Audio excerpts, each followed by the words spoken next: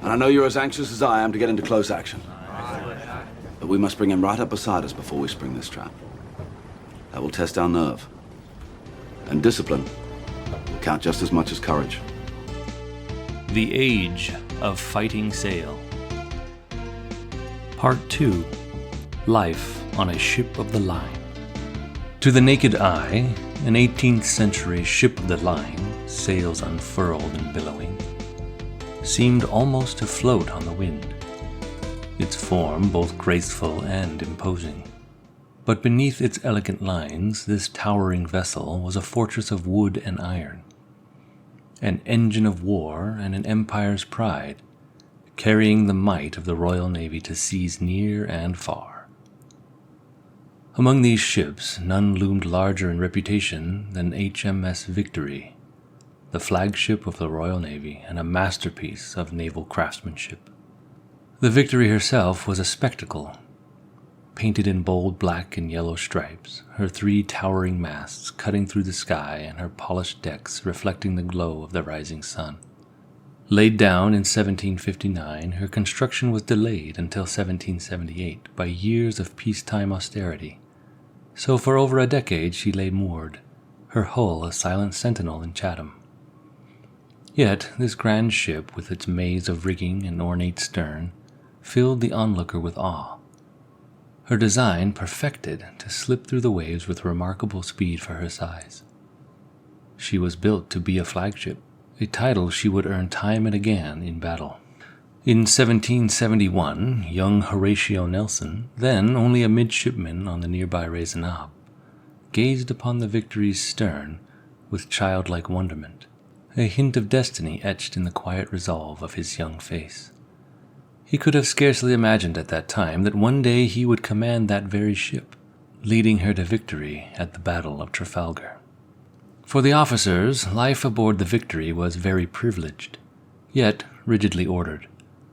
The quarterdeck belonged solely to the ship's 49 officers, a sanctum where no ordinary sailor was allowed to set foot unless called upon for a specific duty. This territory of the officers stretched from the mainmast aft, adorned with gilt-edged windows that sparkled in the sun, giving the stern the feel of a floating palace. Here, on this exclusive deck, officers dined, deliberated, and passed orders, their quarters affording some reprieve from the chaos of battle or the endless churn of the sea. But for the ordinary sailor, life was a world apart. Below decks, the atmosphere was altogether different. The men's domain was crowded, oft foul-smelling lower decks, where nearly 600 crew members were crammed into narrow spaces that were stifling in the heat of battle and damp in the chill of night. With the overhead beams barely 6 feet high, the sailors crouched or hunched over their work, the clamor of iron, rope, and wood filling the air. At night they would sling their hammocks above the gun decks, swaying over the iron cannon that lined the vessel from bow to stern, each gun assigned to a crew that knew every inch of its cold, deadly metal. Dawn on the Victory began not with sunlight, but with the shrill blast of the boatswain's pipe, a piercing call that shattered the restless silence. With a command of "all hands," the boatswain's mates moved briskly through the lower deck, knotted ropes in hand, flicking them sharply across the backs of men who were reluctant to wake. A sailor who didn't rise was quickly dumped from his hammock. There was no leniency on a man of war. The demands of the ship came before every other concern.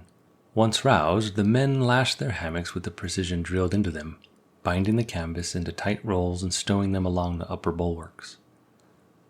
Not only did this keep the deck clear, but these lashed hammocks served a grim secondary purpose. In battle, they became the first line of defense against musket shot, softening blows and saving lives. And in the case of disaster, these same hammocks could keep a sailor afloat if the ship went down, buoyed by the air trapped within their folds. After stowing hammocks, the crew was sent to work, scouring the deck with holystones, their knees scraping against sand scattered to scour the planks.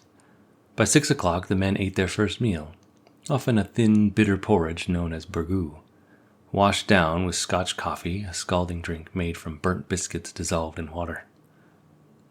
While the meals were filling, they were far from luxurious. At midday, the men ate their main meal, seated around makeshift tables or balanced on the heavy cannon. They might have salted pork or beef, biscuits, and a peas pudding that clung to their tin plates like paste. But as the voyage dragged on, these rations deteriorated. The biscuits, hard as stone, often teemed with maggots, which the men consumed with grim acceptance. It was widely held that maggots were a delicacy, cold and gelatinous like calf's foot jelly. When the weevils inevitably took over, the biscuits crumbled to dust. And at that point, the sailors turned to hunting rats, ironically called millers, for their flour-dusted fur which roamed the decks with impunity. Meanwhile, in the stern quarters, the officers and admiral enjoyed roast meats, fresh vegetables, wine, private dining sets starkly apart from the rations of the common crew. The double standard was keenly felt, but the men held their tongues. As long as the evening ration of grog, a potent mix of rum and water, sometimes spiked with lemon juice for its scurvy-preventing effects, arrived on schedule, they would carry on. Discipline aboard the Victory was brutal and uncompromising. Minor infractions were met with leg irons, chaining the offender to the top deck under the gaze of passing officers. But the true terror lay in the floggings, carried out with a ritualistic formality. At 11 o'clock, with the captain and officers assembled on the quarter-deck, the condemned sailor was brought forward, stripped to the waist, his hands tied to the ship's grating. At the captain's command, the boatswain's mate would raise the cat-o'-nine-tails and bring it down with all his might, the cords cutting across the man's back in livid red welts. Each blow was followed by a brief pause, the mate flicking blood from the tails of the whip. For minor offenses, the sailor might endure a dozen lashes, but captains with sadistic streaks ordered as many as 100, and no man could survive this without screaming. It was a grim ritual, and all hands were summoned to witness it, a reminder of the fate that awaited any man who defied the iron discipline of His Majesty's Navy.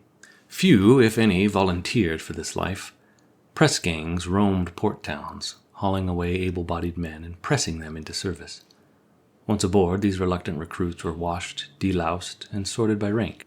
Able seamen, the most experienced, received the highest pay and worked the highest rigging. Ordinary seamen followed. At the bottom were the landsmen, men with no seafaring skill, assigned to laborious tasks on deck.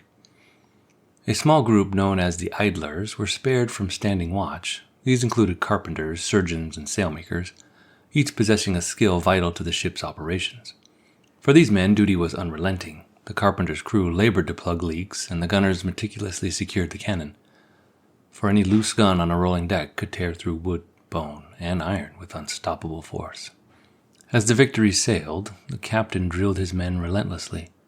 Crews were trained to fire cannon with clockwork precision.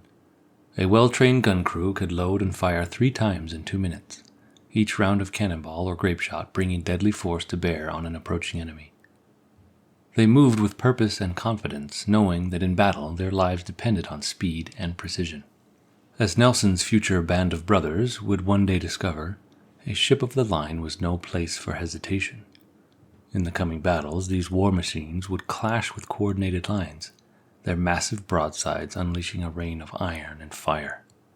Each cannonball hurled into the enemy ship would rip through wood, flesh, and bone, filling the air with splinters as deadly as the shot itself.